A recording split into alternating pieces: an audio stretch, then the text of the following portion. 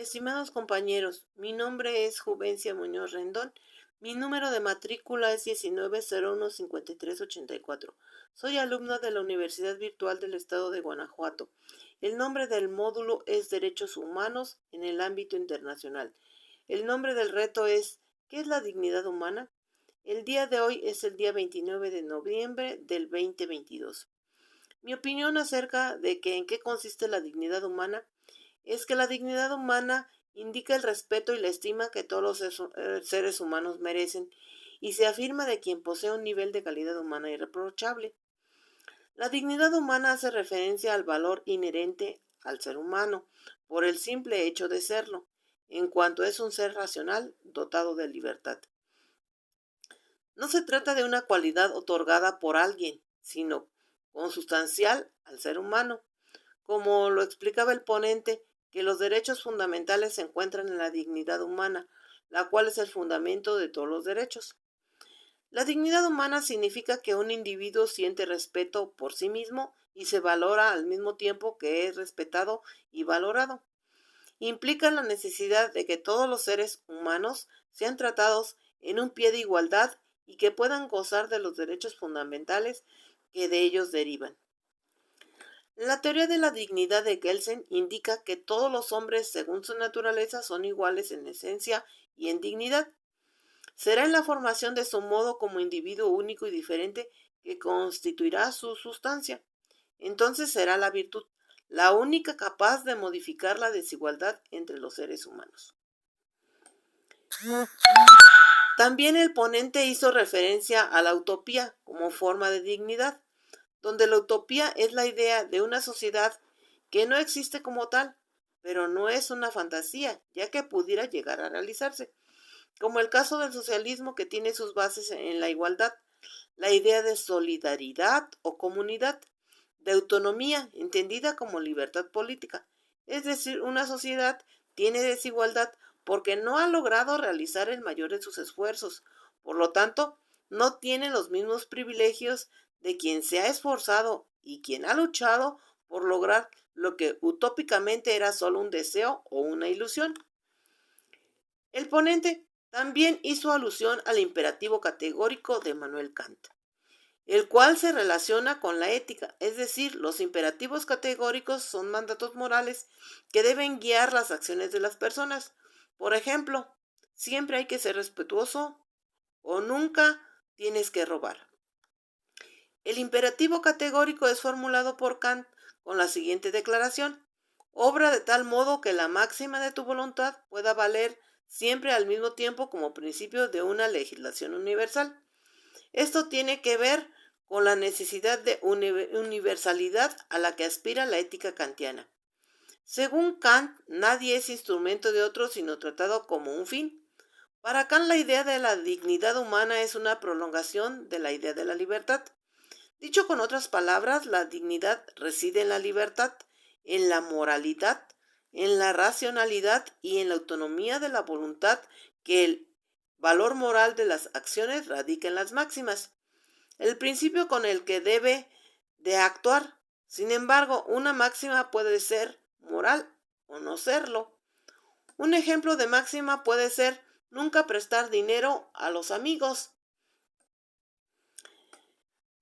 ser siempre transparente con los demás. Por ejemplo, elegir máximas es elegir un plan de conducta.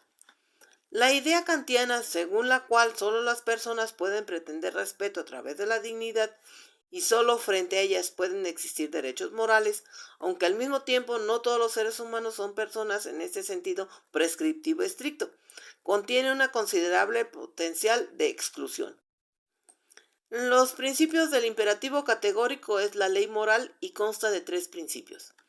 El número 1 dice que es la universalidad, o sea, la igualdad, que indica que la máxima de tu conducta sirve como una ley universal. El número 2 es el principio de los fines. Los seres humanos deben ser tratados no meramente como medios, sino como fines.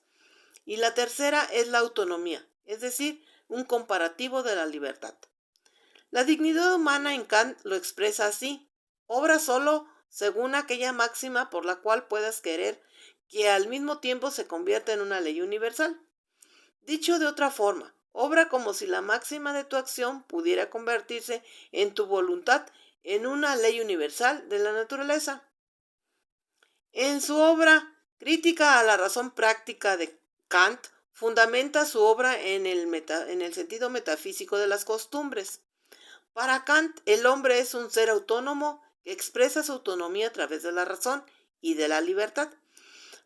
Para ser autónomo, el hombre debe usar su razón independientemente.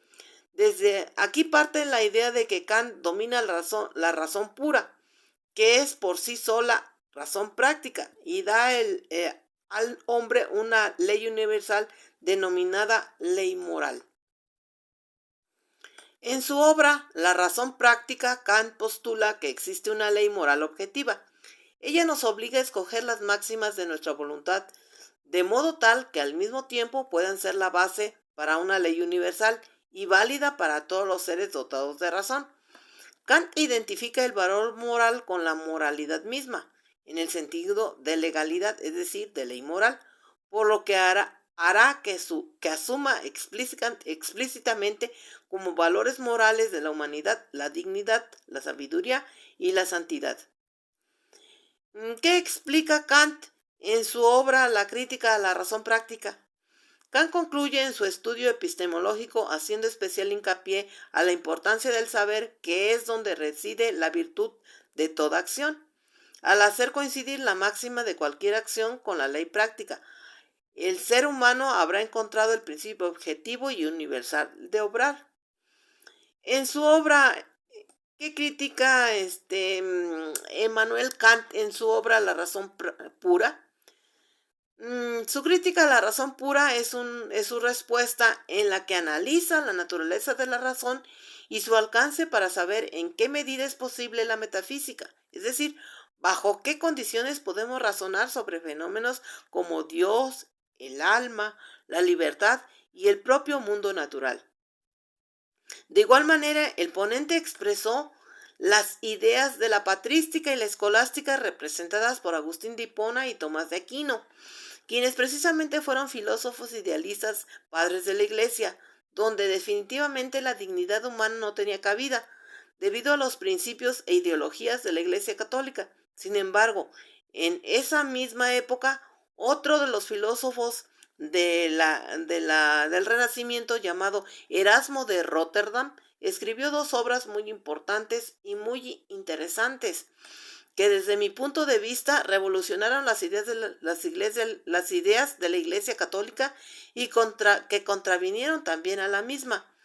En su obra El elogio a la locura, Erasmo de Rotterdam define la libertad al escribir contraviniendo la obra de Lutero, De Servo Arbitrio, y él publicó el libro De Libero Arbitrio, una de las más hermosas definiciones de la libertad humana, y defendió además con pertinencia callada y tenaz su propia libertad personal, tanto intelectual como moral, lo que le trajo graves problemas con la Iglesia Católica. También en su obra El elogio a la locura, Erasmo de Rotterdam ha sido calificado como una crítica al Renacimiento europeo. El presente trabajo expone además como hipótesis que en dicha obra hay, detrás del uso de la ironía, una exhortación a los lectores a reflexionar de igual manera, en su obra Utopía hace una misma reflexión sobre la crítica a la libertad, al gobierno y a la política de los gobiernos europeos, además de contraponerse a los principios e ideologías de la Iglesia medieval. También me gustaría agregar en ese sentido la obra del Príncipe de Maquiavelo, que hace una severa crítica a los gobiernos monárquicos, donde las libertades y los derechos de los seres humanos estaban pisoteados y carentes de dignidad humana. El ponente expresaba que hoy se tiene la dignidad como principio de igualdad. Ese término se comenzó a utilizar después de la Segunda Guerra Mundial, en especial en las encíclicas del Papa Juan XXIII sobre la dignidad, la cual tomó un sentido distinto al que se venía contraviniendo desde la época de Cicerón, quien había sido partidario de la dignidad. Sin embargo, tenía para sus haberes esclavos, quienes carecían totalmente de libertades y eran objeto de malos tratos, y por lo tanto no existía el término libertad. El término desigualdad es prácticamente lo que se vivía en esa época. De igual manera, la dignidad es prácticamente un concepto nuevo y creciente. Es una idea revolucionaria, transformadora, es una utopía que podría existir, pero que no existe, pero que existen las condiciones para que ella se dé. En la Declaración de los Derechos Humanos de las Naciones Unidas del año de 1948 se integra el término dignidad a los nuevos textos.